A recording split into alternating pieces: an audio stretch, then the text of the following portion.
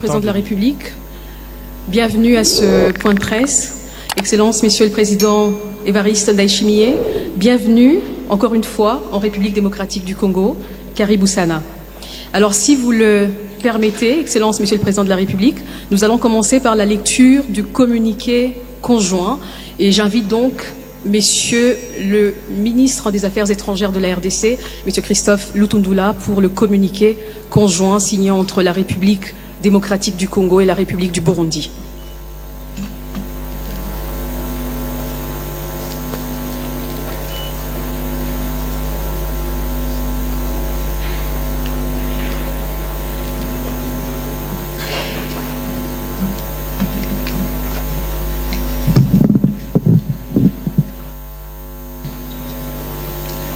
Communiqué sanctionnant la visite de travail de son Excellence Évariste Ndayishimiye, président de la République du Burundi et président en exercice de la communauté est-africaine à Kinshasa en date du 27 au 28 août 2023.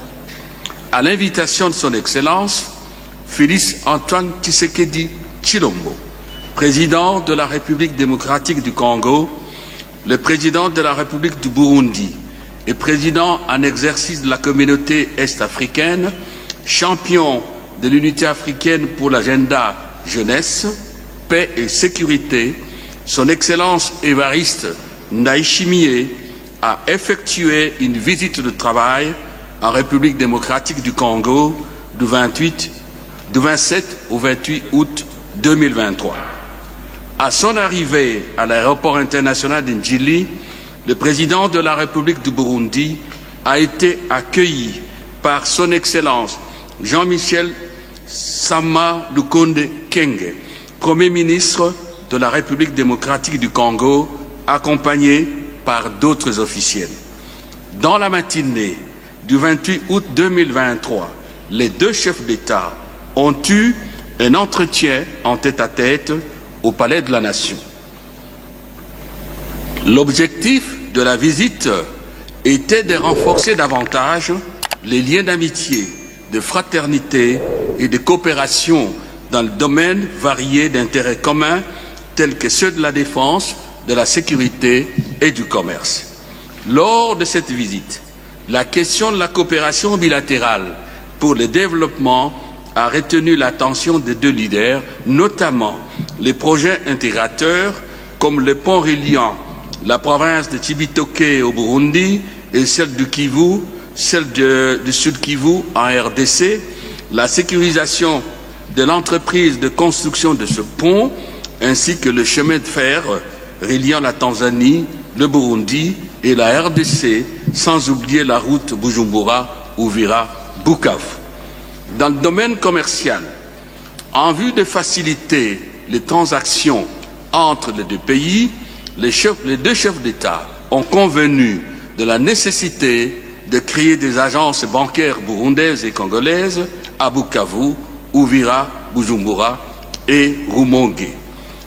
Dans la même optique, ils ont appelé au renforcement des échanges d'expériences et d'expertise entre les ministères sectoriels dans le domaine de l'agriculture, des infrastructures et de l'industrie.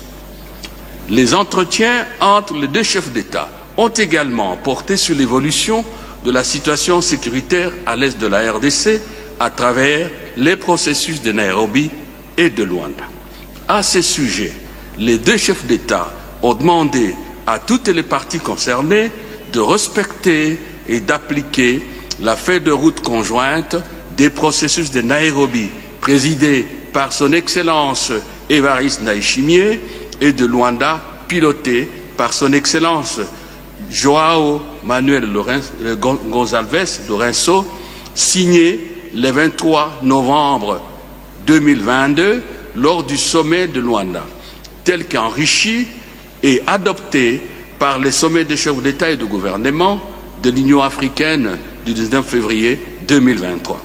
Dans ce cadre, les deux chefs d'État ont constaté et déploré le fait que le M23 n'a pas la volonté de se désengager et d'aller dans les centres de cantonnement. À cet effet, les deux chefs d'État ont lancé un appel à la région de prendre ses responsabilités pour contraindre les M23 d'aller au cantonnement. Ils ont également rappelé l'obligation faite aux M23 et aux autres groupes armés locaux et étrangers d'entamer sans délai le processus de démobilisation, désarmement et réinsertion dans la vie civile pour permettre d'identifier et de contraindre les groupes armés étrangers récalcitrants, de les traquer et de les mettre à disposition de leur pays d'origine. Ils ont en outre échangé sur les questions régionales et internationales, notamment sur la situation politique au Niger et au Soudan, ainsi que les conséquences d'ordre économique et humanitaire de la guerre en Ukraine sur le continent africain. À cet égard, les deux chefs d'État ont rappelé la position de l'Union africaine, appelant au règlement pacifique des conflits en Afrique et au retour à l'ordre constitutionnel au Niger par le dialogue.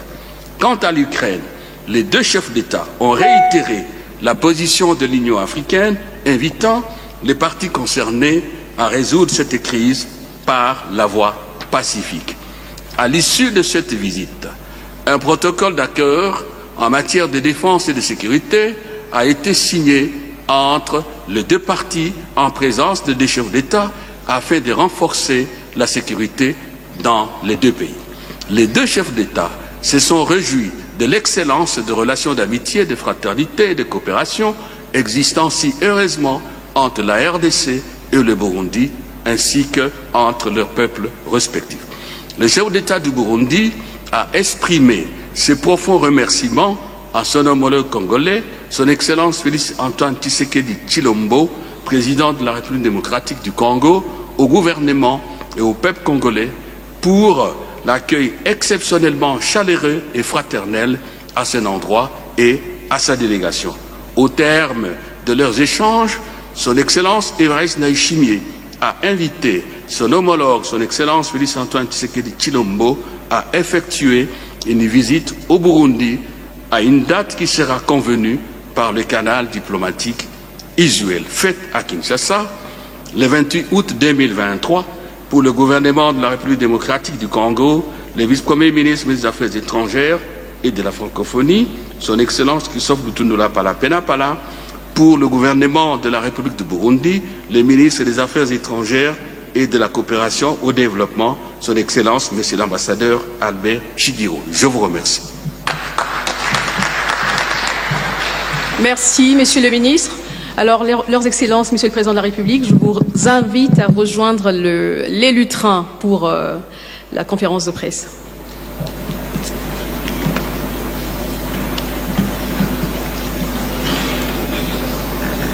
Alors, Excellence, Monsieur le Président de la République, vous venez de recevoir votre homologue du Burundi pour un échange sur des questions, des sujets d'intérêt commun.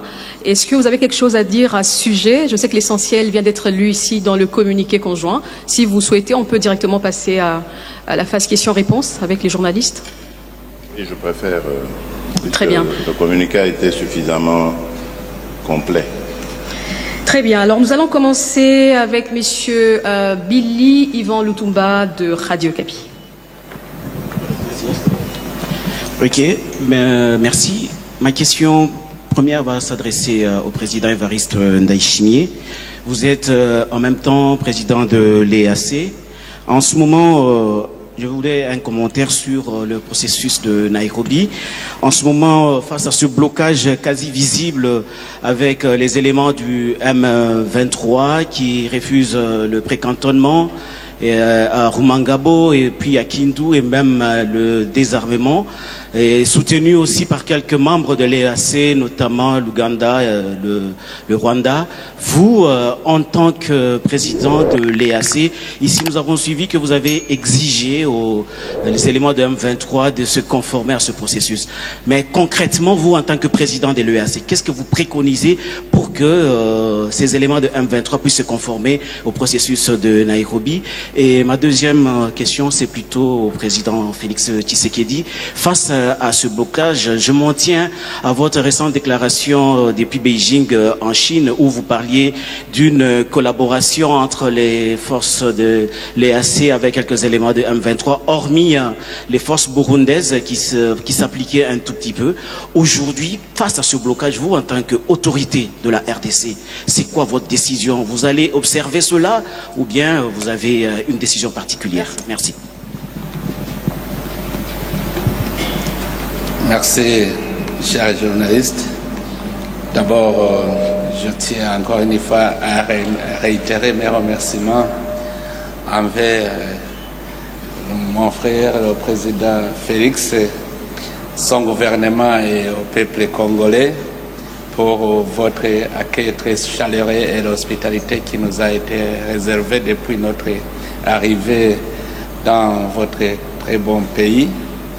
Et je suis venu en tant qu'ami, vous savez, nous sommes le Burundi et le Congo, nous partageons l'histoire de la colonisation, nous partageons l'histoire de nos peuples respectifs.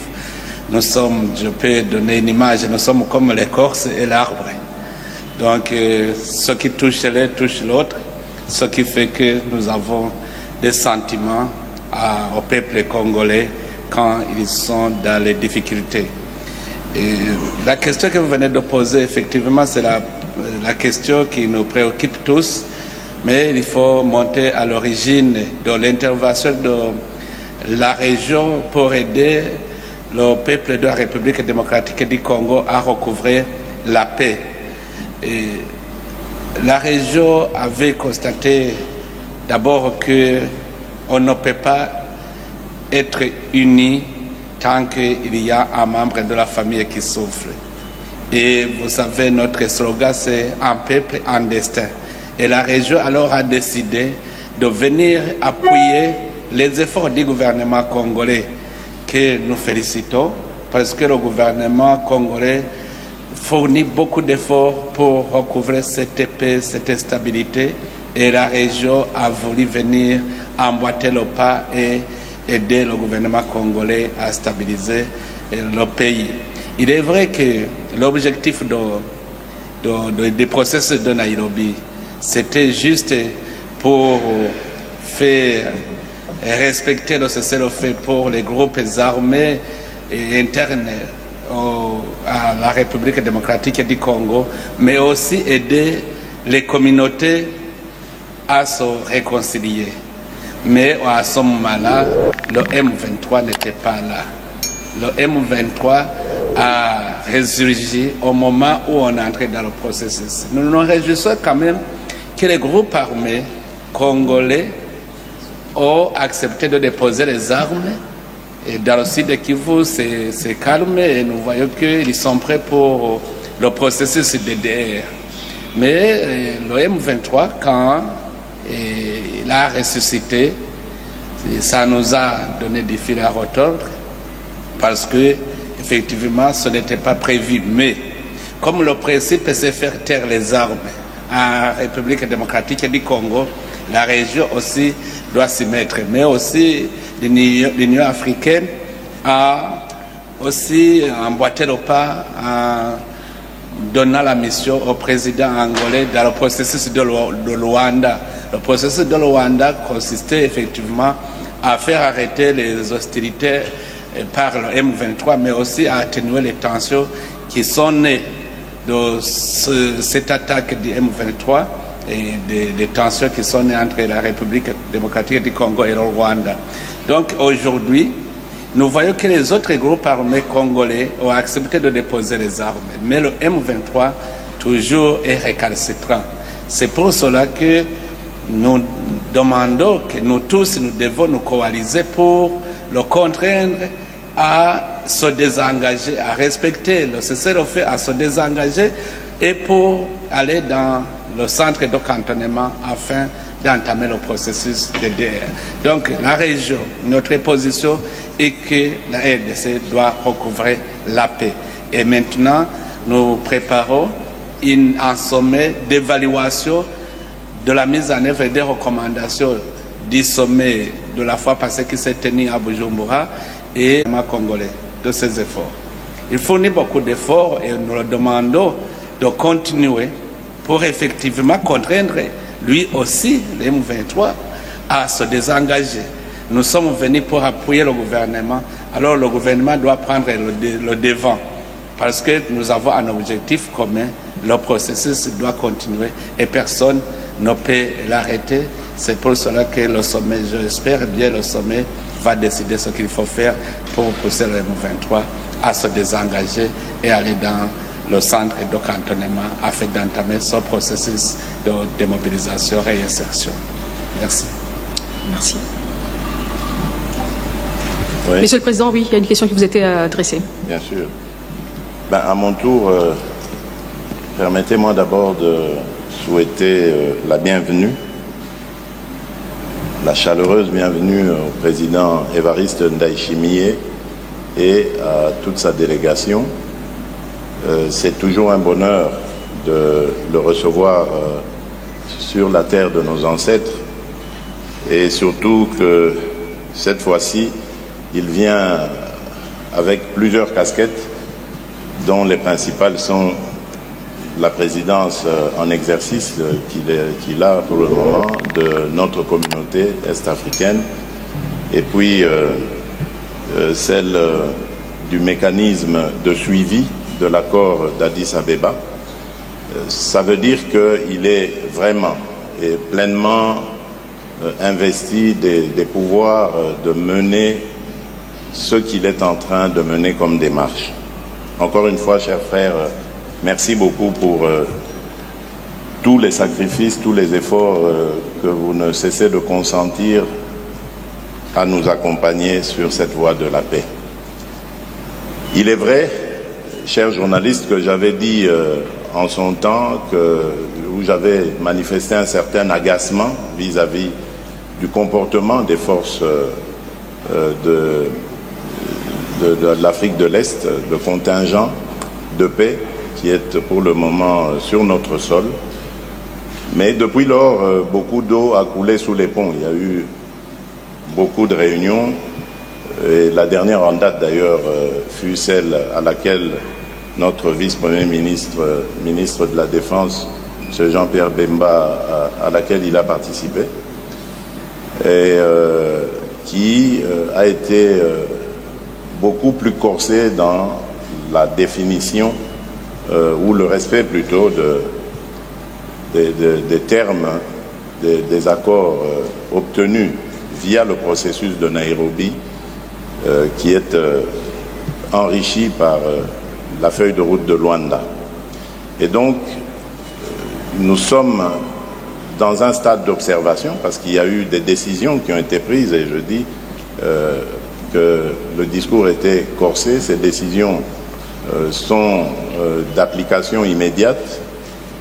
Il s'agit donc d'engager le M23 à respecter les termes de ces processus et feuilles de route. Et donc, nous allons observer, il est prévu, selon le président en exercice de notre communauté, la tenue très prochaine d'un sommet de l'EAC pour justement se pencher sur la question. En attendant, nous allons observer sur le terrain pour voir si le M23 finalement va accéder à cette recommandation de la feuille de route.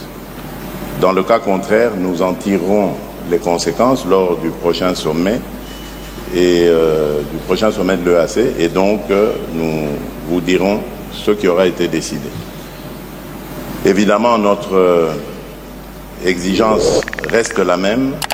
Nous demandons à ce que la force régionale soit plus active, à l'image évidemment du contingent burundais, parce qu'à certains endroits, on continue d'observer une sorte de laxisme vis-à-vis des autres contingents qui, notamment, autorisent la perception de taxes par le M23, ce qui est totalement illégal et inacceptable.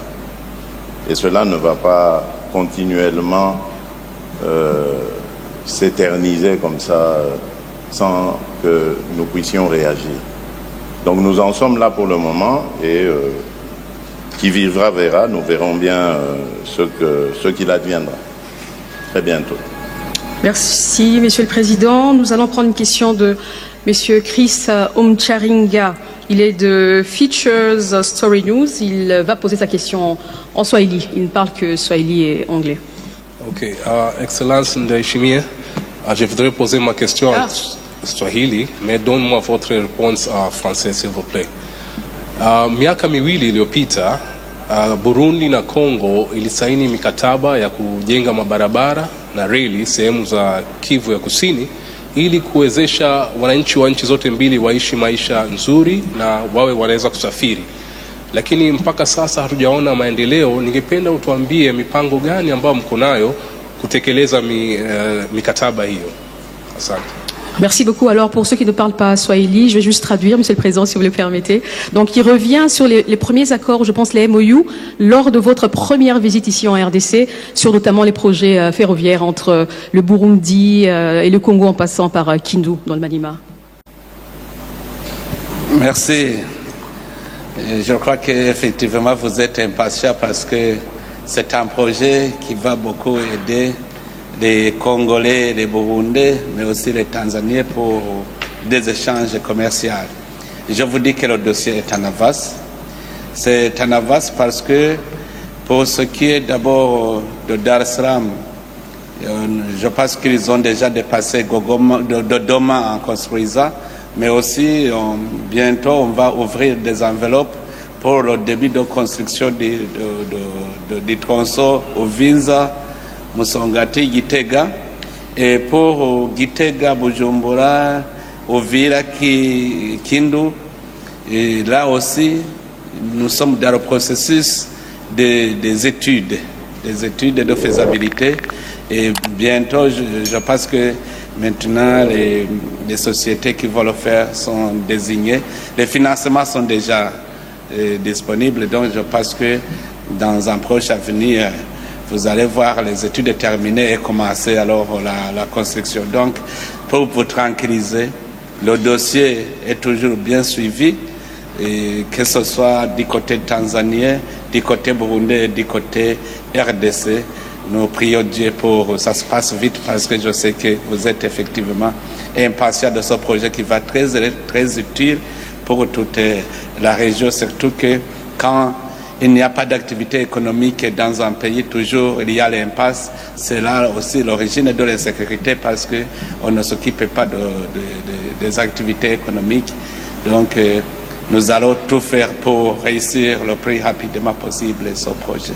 Merci, Monsieur le Président. Nous allons prendre Madame Rachel Kizita de Actu 30 sur l'accord militaire et encore une fois sur la force de l'East African Community. Merci beaucoup, Monsieur le Président. Le 8 septembre prochain expire donc le mandat de la force de l'EAC. En attendant le sommet, qu'est-ce que le Burundi soutient finalement? Est-ce que le Burundi soutient le retrait de la force ou le renouvellement du mandat de la force, ou on va dire que le Burundi soutient en même temps que cette force soit changée entre-temps? Qu'est-ce qu'il va être fait? Qu'est-ce que vous proposez concrètement au terme du mandat de la force de l'EAC quand on sait que les résultats sont très controversés au sein de l'opinion nationale? Une deuxième question, c'est en rapport avec les accords militaires que vos excellences avaient signés aujourd'hui à Kinshasa. Comment concrètement le Burundi et la RDC vont faire pour éradiquer les groupes armés qui pèsent sécuritairement sur les deux pays? L'actualité oblige, Monsieur le Président burundais, vous savez ce qui se passe notamment dans le Sud Kivu. Comment contrer ces groupes armés qui pèsent sur et la RDC et le Burundi? Merci de la question. D'abord, la première question concernant la force régionale, je peux vous dire que par principe, c'est le principe qui dit qu'un officier qui ignore la situation objective est voué à l'échec. D'abord, quand on a planifié l'intervention de la région, le M23 n'était pas là. La région avait planifié pour faire taire les armes pour les groupes armés congolais et les groupes armés étrangers. Alors à ce moment-là, toutes les planifications concernaient effectivement cette activité. C'était aussi la mission de réconcilier les communautés congolaises.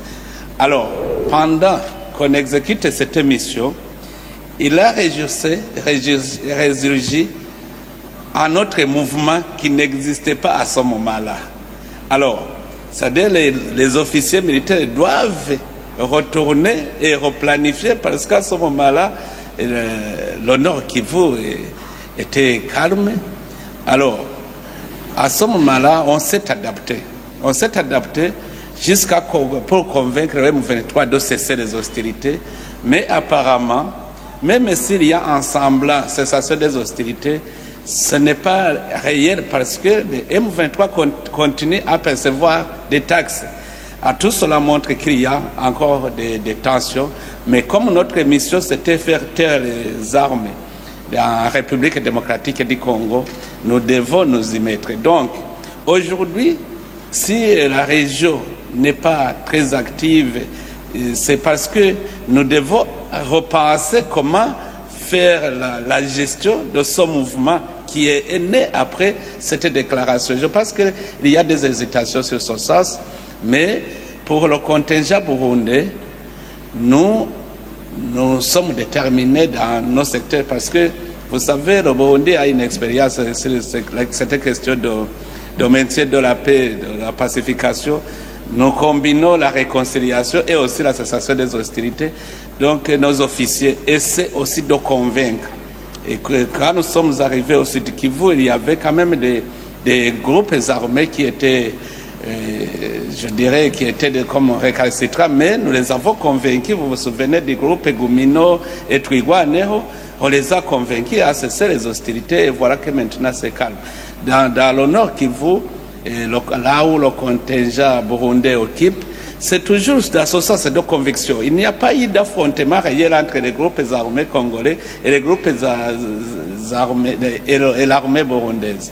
Mais nous essayons de les convaincre. Je pense que la région aussi devra faire de même et les contingents militaires des autres pays vont, quand nous allons nous réussir, nous allons nous réunir, nous allons aussi chercher à avoir une même stratégie. Parce que c'est convenu qu'un groupe récalcitrant sera contraint de suivre le processus. Donc, ce que je peux dire, ce n'est pas le moment de dire qu'il faut renvoyer la force régionale parce qu'elle ne fait rien.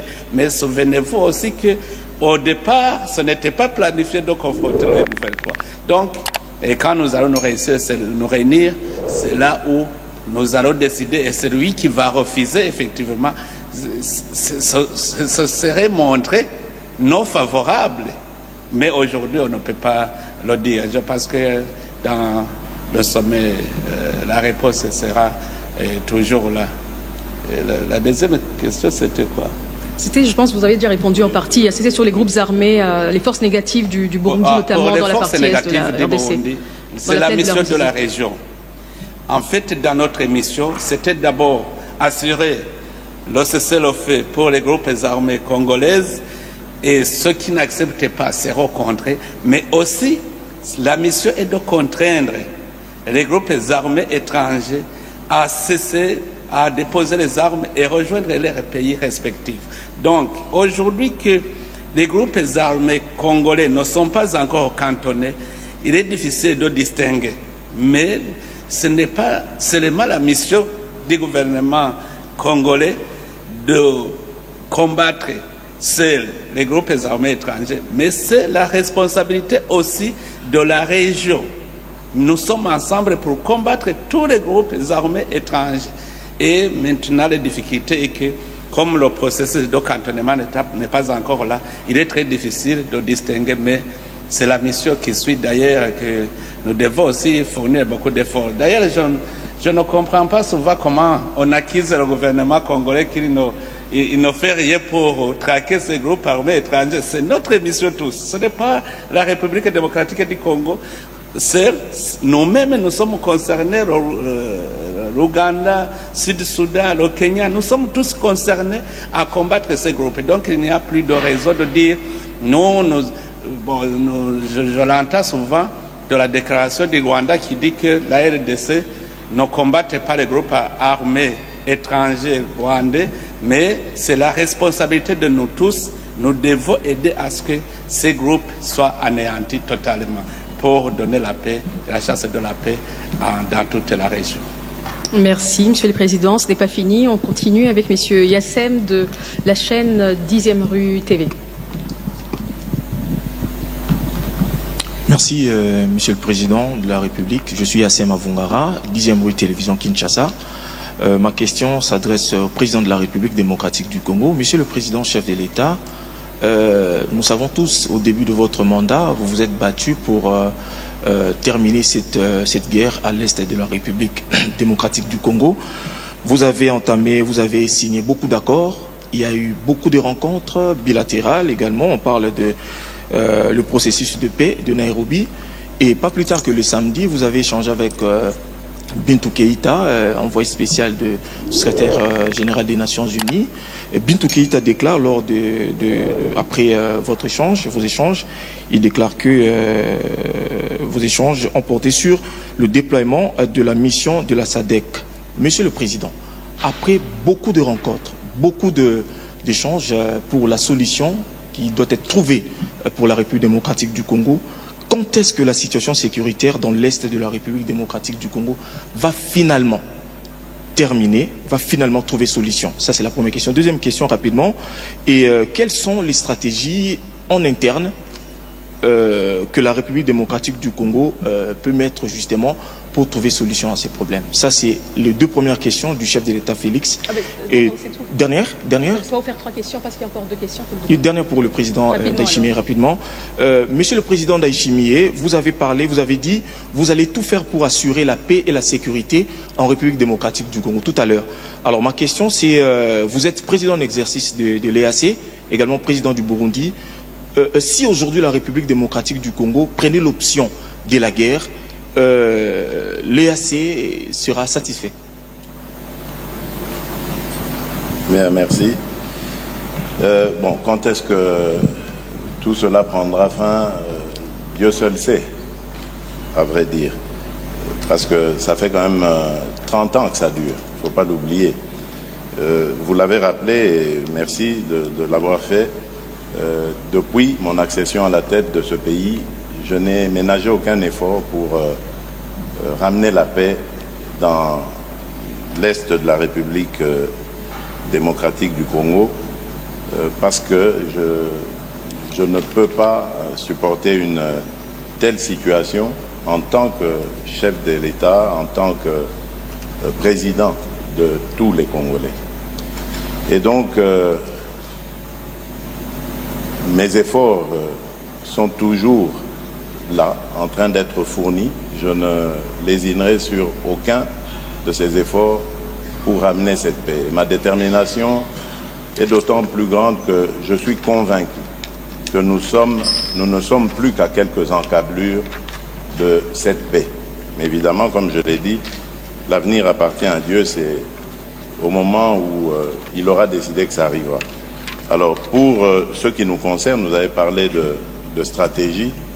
Évidemment, ce n'est pas le lieu d'étaler toutes nos stratégies, mais par rapport à ce que l'on voit et ce que l'on va faire, ce que l'on fait et qu'on fera, je dirais d'abord, c'est que nous continuerons les démarches diplomatiques, parce que, comme je l'ai toujours dit, la guerre restera la dernière option que nous pourrons lever. Donc, vous l'entendez bien, elle n'est pas exclue.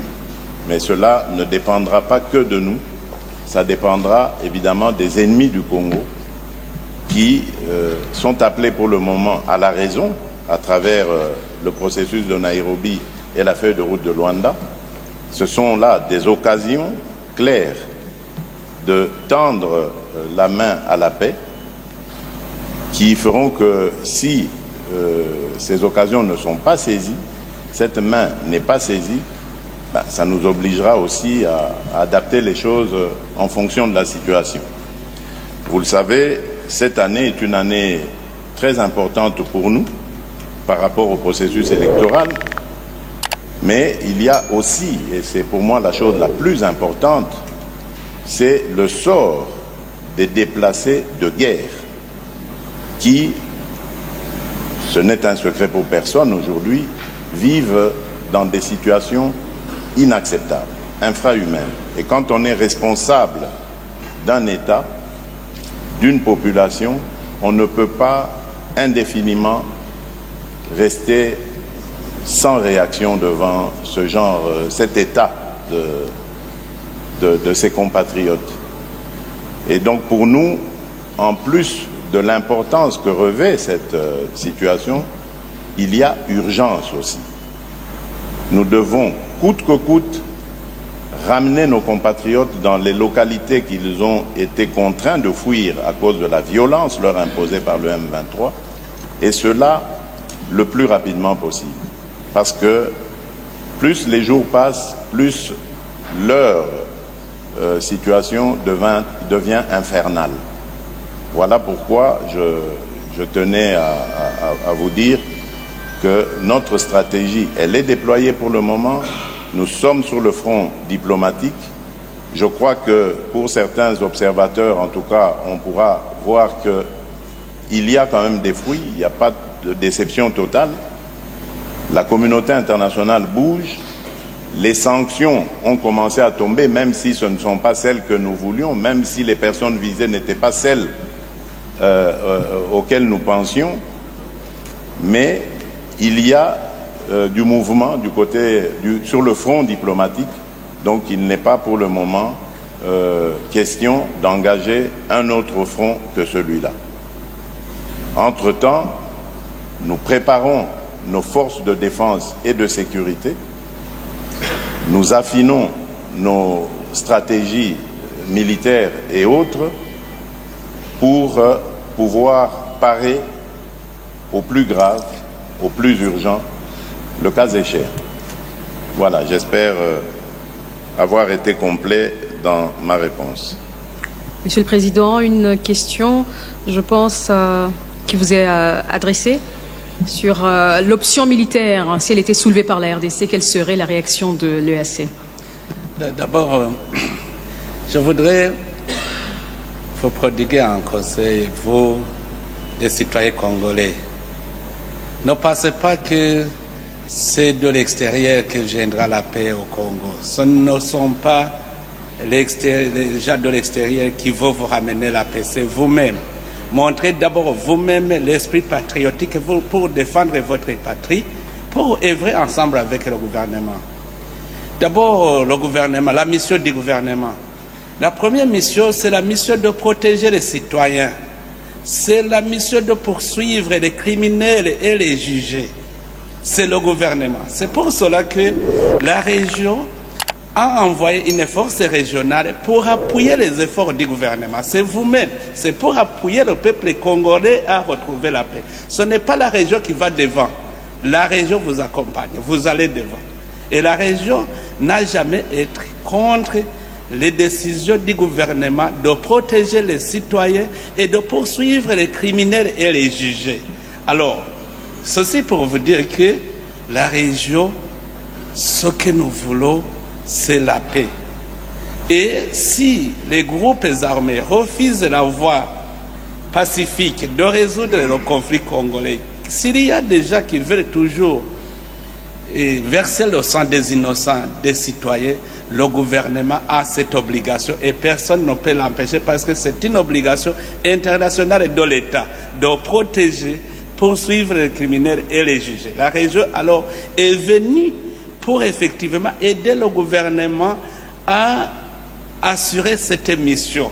Donc nous sommes en appui pour vous dire que nous n'avons pas, si vous retrouvez la paix, ce que nous allons faire, c'est rentrer aisément en souriant parce que notre objectif sera atteint. Donc c'est pour cela que pour les récalcitrants, toujours c'est mentionné, la région s'est prononcée pour ces groupes armés qui n'accepteront pas de déposer les armes, seront contraints à les déposer et puis ils seront considérés comme des criminels qui seront jugés. Et les groupes étrangers, nous allons appuyer aussi nous allons mettre les forces ensemble pour les traquer et les ramener dans leurs pays respectifs. C'est pour cela que je vous disais, nous sommes ensemble, nous sommes solidaires pour la paix, la réconciliation et la stabilité de la République démocratique du Congo, pour l'intérêt de la région, parce qu'on voudrait que dans toute la région, qu'il y ait la stabilité afin de vaquer aux activités économiques. Nous avons besoin d'assurer le bien-être des citoyens de toute cette région. Je vous remercie. Merci, Monsieur le Président. Il ne reste que 2 petites questions, mais toutes convergent vers les mêmes sujets. Donc, c'est les conflits à l'est du pays, c'est la force de l'EAC, c'est les accords militaires. Monsieur Lorgerie, Paul de Deutsche Welle. Alors, si le micro est loin, on pourrait peut-être commencer par... on finit avec Univers TV. On prend Monsieur Lorgerie. Merci. Messieurs les Présidents, bonjour. Paul Lorgerie pour la Deutsche Welle. Une petite question, oui, pour revenir, qui a déjà été évoquée, mais une petite précision surtout. Vous, Monsieur le ministre des Affaires étrangères, a évoqué la signature d'un protocole d'accord en termes de défense ou de sécurité. Le mot m'a échappé. Est-ce que vous pourriez revenir sur les termes de cet accord? Et on comprend pour autant que vous laissez une chance encore à la force régionale de l'EAC de faire ses preuves sur les dernières semaines, sur les prochaines semaines, mois qui viennent. Voilà, c'est tout. Merci de la question. D'abord, je voudrais vous dire que la communauté est-africaine n'est pas venue pour éliminer les relations entre les États. Donc, comme je vous l'ai dit, le Burundi et la République démocratique du Congo, nous sommes comme l'arbre et l'écorce. Quand vous attaquez l'un, vous attaquez l'autre. C'est-à-dire même en dehors de la mission de l'EAC, il y a d'autres missions de défense commune. Nous avons des frontières communes, nous avons des criminels transnationaux. Alors ces criminels, nous devons toujours les gérer. Ce n'est pas seulement les groupes armés congolais, il y aura d'autres criminels que nous devons défendre nos frontières ensemble. Donc l'accord concerne surtout d'entraide dans le système de défense, que ce soit la formation, que ce soit les patrouilles sur les frontières. D'ailleurs, on le faisait même avant l'intervention de la force régionale.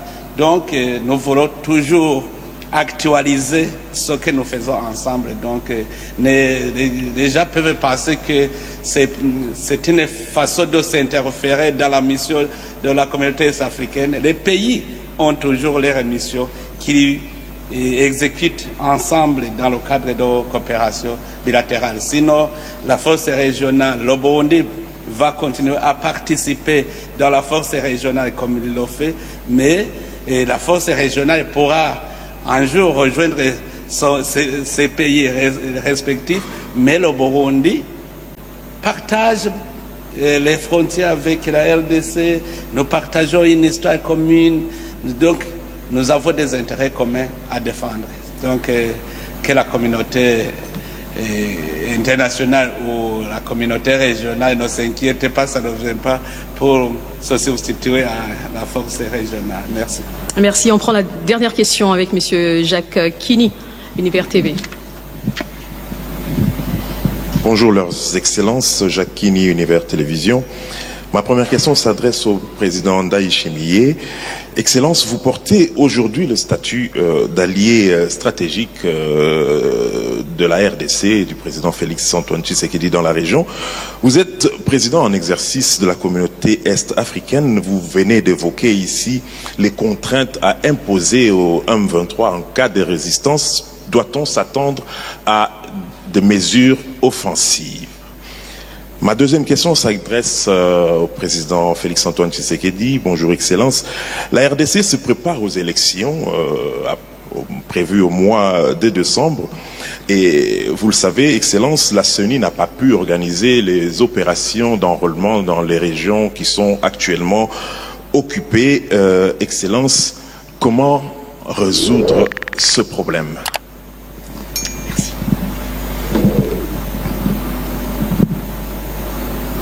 On commence avec vous, Excellence. Merci. Je crois que la question a déjà été répondue. Il faut se référer au premier communiqué où les chefs d'État ont décidé de déployer des troupes de la force régionale. Dans ce communiqué, c'est bien clair que les groupes armés qui ne vont pas accepter de déposer les armes et rejoindre le processus de DDR seront contraints à le faire par la force. C'est déjà communiqué. Maintenant, nous sommes en face, nous sommes devant une situation où c'est le M23. En fait, avant même dans le sud de Kivu, il y avait des groupes réticents. Je me souviens, le groupe Twigwaneho, par exemple, n'avait pas confiance. Mais quand ils ont vu la force régionale qui vient pour sécuriser toutes les communautés, ils ont eu confiance. C'est le M23 seulement qui reste. Alors, là aussi, nous devons planifier comment commencer le processus de DDR pour ces groupes qui ont accepté de déposer les armes, mais aussi le M23 qui n'accepte pas de déposer les armes et se désengager. C'est-à-dire, il y a déjà en principe, il reste la décision. Donc, les chefs d'état-major, d'ailleurs, les chefs d'état-major généraux des pays membres de l'East African Community ont déjà décidé, ils ont donné un mois. Si le mois dépasse, c'est-à-dire qu'ils vont soumettre la question aux chefs des États qui vont alors engager les forces. Donc, je pense qu'il n'y a plus de choix de ceci ou de cela. C'est clair, les chefs d'état-major général ont déjà décidé. S'ils n'acceptent pas dans cette période, ils vont soumettre la question au sommet des chefs d'État et puis il y aura cette décision d'engagement des forces. Merci. Voilà, à propos de votre question, M. Kini, je crois avoir fait état ici de l'importance et l'urgence qu'il y a à régler cette question le plus rapidement possible. C'est une question éminemment humanitaire, mais également politique. Nos populations, nos compatriotes vivent un drame en ce moment. Donc humainement, c'est inacceptable. Il y a urgence donc à les ramener dans leur localité. Et il y a le processus électoral qui pointe à l'horizon. Il faut régler cette question. Jusqu'ici, selon les informations recueillies auprès de la CENI, du président lui-même de la CENI, nous sommes encore dans la possibilité, si la situation revenait à la normale, d'enrôler ses compatriotes et donc de les faire participer au processus électoral. Je crois que la grande limite sera le mois d'octobre. Voilà pourquoi je compte sur ce sommet, parce que, comme je vous l'ai dit, nous gardons la dernière option pour lorsque ce sera vraiment insupportable. Et donc je continue de croire en la diplomatie, à la fois régionale et internationale. Je crois qu'on peut avoir des résultats et donc faire plutôt des économies quant à aller en guerre. Il y a quand même, je dirais, une éclaircie par rapport à cette situation de nos compatriotes que nous devons enrôler, qui n'ont pas pu prendre part au processus d'enrôlement, c'est au sujet de Kwamut. Là, la situation est plutôt en train de revenir à la normale et je crois que c'est une question qui appartient plus au gouvernement même qu'à la CENI, parce que la CENI est prête à envoyer ses équipes pour enrôler ses compatriotes qui n'ont pas pu le faire il y a quelques mois. Mais bon, c'est le gouvernement qui doit mettre en place les dispositifs nécessaires, notamment le dispositif de sécurité pour que cela puisse se faire sans encombre. Et donc pour revenir à la situation de l'Est, je voudrais ici réitérer ma détermination et mon engagement à obtenir de nos compatriotes qu'ils aient les mêmes droits que tous les autres Congolais, c'est-à-dire celui de voter. Et notre détermination est d'autant plus grande que nous pensons et croyons que cela va se faire, quoi qu'il arrive, quoi qu'il en coûte. Je vous remercie. Merci beaucoup, leurs excellences. Je vous remercie en tout cas d'avoir participé à ce point de presse. Excellences, Monsieur Ndayishimiye, merci encore pour votre visite et bon retour au Burundi, Asante sana. Merci à tous.